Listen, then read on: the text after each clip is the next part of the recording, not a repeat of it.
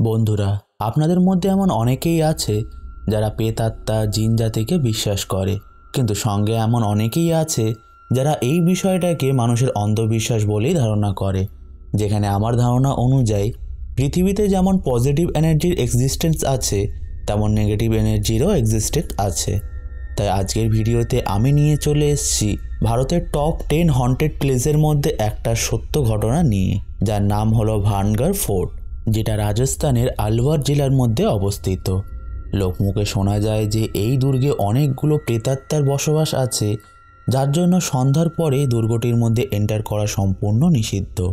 তাই আজকে ভিডিওতে আমরা জানব কেন এই দুর্গে সন্ধ্যার পরে কাউকেই যেতে দেওয়া হয় না, এছাড়া কী কারণে এই ভানগড় দুর্গটি প্রেতাত্মার দ্বারা অভিশপ্ত। ভিডিওটি শুরু করার আগে আমি আপনাদের জানাতে চাই, এর আগের ভিডিওতে আমি রিসেন্টলি রিলিজ হওয়া একটি মাস্টারপিস মুভি দ্য ইনহেরিটেন্সকে এক্সপ্লেইন করেছি। যদি এখনও পর্যন্ত আপনারা সেই ভিডিওটাকে না দেখে থাকেন, তাহলে ডেসক্রিপশন ও আই বাটনে থাকা লিঙ্কে ক্লিক করে ভিডিওটাকে দেখে নিতে পারেন। সঙ্গে এই ভিডিওটা দেখার পর যদি আপনাদের ভালো লেগে থাকে, তাহলে প্লিজ চ্যানেলটিকে সাবস্ক্রাইব করে পাশে থাকা বেল আইকনটিকেও প্রেস করে দেবেন। তাহলে চলুন আর বেশি কথা না বাড়িয়ে ভিডিওটি শুরু করা যাক।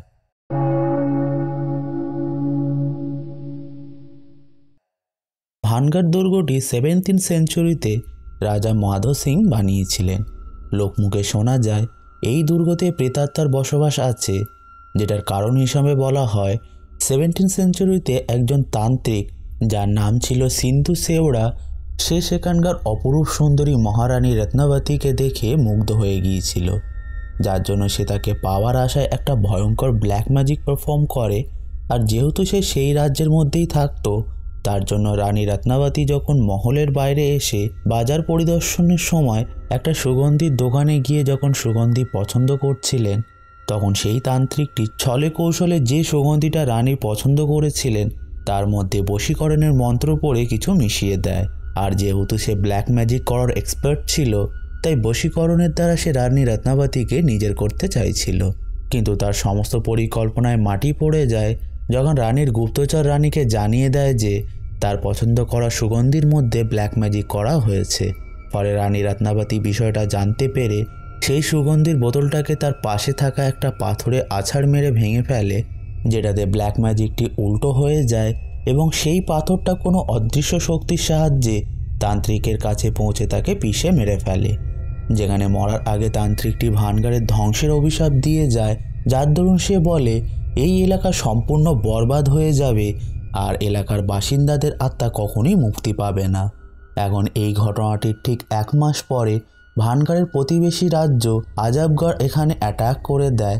ফলে যুদ্ধ চলাকালীন ভানগড়ের রাজকুমারী সমেত পুরো রাজ্যবাসীকেই হত্যা করে দেওয়া হয়, যেটার পর সেই দিন থেকেই ভানগড় পুরো জনবসতিহীন হয়ে যায়, যেখানে আজও পর্যন্ত জায়গাটা জনবসতিহীন। এছাড়া মনে করা হয় ভানগড়বাসীদের অতৃপ্ত আত্মা আজও পর্যন্ত এখানে বসবাস করে। শুধু এটাই নয়, দুর্গটির আশেপাশে থাকা বাড়িগুলোর ছাদ স্থায়ী থাকে না, যেখানে কেউ বাড়িটির ছাদ যদি বানিয়েও দেয়, সেটা সন্ধ্যা হওয়ার সাথে সাথে নিজে নিজেই ভেঙে গুঁড়িয়ে যায়। আজও পর্যন্ত স্থানীয় লোকজনরা মনে করে যে সন্ধ্যা নামার সাথে সাথে ভানগড়বাসীদের অতৃপ্ত আত্মাগুলো দুর্গর মধ্যেই চলাফেরা করে। জায়গাটা বেশি ভয়ঙ্কর এই কারণেই মনে করা হয় কারণ রাতে যে কেউই জায়গাটাতে যায় সে আর বেঁচে ফেরে না। যেখানে অনেকেই সাহস করে দুর্গটিতে রাত কাটানোর চেষ্টা করেছে, কিন্তু তাদের এক্সপিরিয়েন্স বলার জন্য কেউই বেঁচে ফেরেনি। ফলে ভারত সরকারের দ্বারা এই জায়গাটিতে সন্ধ্যার পরে ঘোরাফেরা করা সম্পূর্ণ নিষিদ্ধ করে দেওয়া হয়েছে। এছাড়া স্থানীয়দের কথা অনুযায়ী রাতে এই জায়গাটিতে বহু মানুষের ভয়ঙ্কর চিৎকারের আওয়াজ শোনা যায়, সঙ্গে দুর্গের মধ্যে থেকে মহিলাদের চুরি ও নূপুরের আওয়াজও শোনা যায়। যারা এই জায়গাটাতে দিনের বেলায় গিয়েছে তাদের কথা অনুযায়ী দুর্গের পিছনে একটা ছোট্ট দরজা আছে, যেখানে সব সময় অন্ধকার থাকে। ফলে কেউ যদি সেই দরজার আশেপাশে যায়, তাহলে সে কিছু অদৃশ্য মানুষের উইসপারিং ও সঙ্গে কিছু অদ্ভুত একটা দুর্গন্ধ ভেসে আসতে ফিল করে। জায়গাটাকে নিয়ে অনেক ধরনের কাহিনীও শোনা যায়, যার মধ্যে একটা হলো স্থানীয় লোকেদের কথা অনুযায়ী রাতে তারা দুর্গের আশেপাশে একটা মহিলাকে রানীদের বস্ত্র পরে চলাফেরা করতে দেখেছে, যেটাতে অনেক মানুষ এটাও ধারণা করে যে মহিলাটি আর কেউ নয় রানী রত্নাবতী নিজেই, যার অতৃপ্ত আত্মা দুর্গে ঘোরাফেরা করে।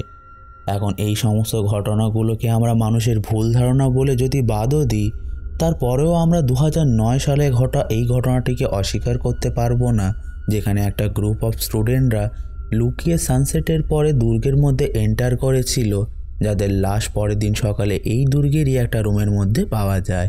শুধু এটাই নয়, 2013-তে ফ্রান্সের একটা আর্কিওলজিস্ট রাত কাটানোর জন্য এখানে থাকে, যার দরুন পরের দিন সকালে তাকে বেহুশ অবস্থায় পাওয়া যায়, যার একটা পা কাটা ছিল।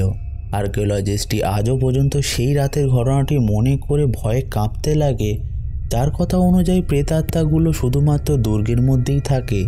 এছাড়া ভারতের একটা নিউজ চ্যানেলের পুরো টিম মিলে এই দুর্গের বাইরে রাত কাটায়, যেখানে তাদের কথা অনুযায়ী তারাও সেখানে কিছু ভয়ঙ্কর চিৎকার ও কান্নার আওয়াজ শুনতে পেয়েছিল। সঙ্গে তাদের এমনও মনে হয়েছে যেন কেউ তাদেরকে দুর্গের দিকে ডাকছে। ফলে তারা দুর্গের মধ্যে যাওয়ার জন্য অ্যাট্রাক্ট হয়ে পড়ছিল। যদিও বা তাদের মধ্যে কেউ রাতে দুর্গে প্রবেশ করেনি, তবু আজও যখন তারা সেই রাতের কথা মনে করে, তাদের গায়ের লোম পুরো খাড়া হয়ে যায়। তো বন্ধুরা, এটাই ছিল India's most haunted place Bhangarh ফোর্টের কিছু রহস্যময় ঘটনা। এখন আপনাদের কি মনে হয়, সত্যিই কি দুর্গের মধ্যে কোনো নেগেটিভ এনার্জি আছে, না শুধুই মাত্র এটা লোকমুখে বানানো গল্প? আপনাদের মতামতটা কমেন্ট করে অবশ্যই জানাবেন। আমি সত্যিই জানতে খুবই ইচ্ছুক যে আপনাদের এই বিষয়ে কী মত আছে। সঙ্গে ভিডিওটা আপনাদের ভালো লেগে থাকলে ভিডিওটিকে লাইক করুন, বেশি বেশি করে শেয়ার করে নিজেদের বন্ধুদেরকেও ভিডিওটা দেখার সুযোগ করে দিন। এছাড়া প্রতি সপ্তাহে এমনই ভিডিও পেতে চ্যানেলটিকে সাবস্ক্রাইব করে পাশে থাকা বেল আইকনটিকে প্রেস করে দিন। তাহলে আমি আবারও আসবো এমনই কিছু রহস্যময় ভিডিও নিয়ে। Till then, keep watching.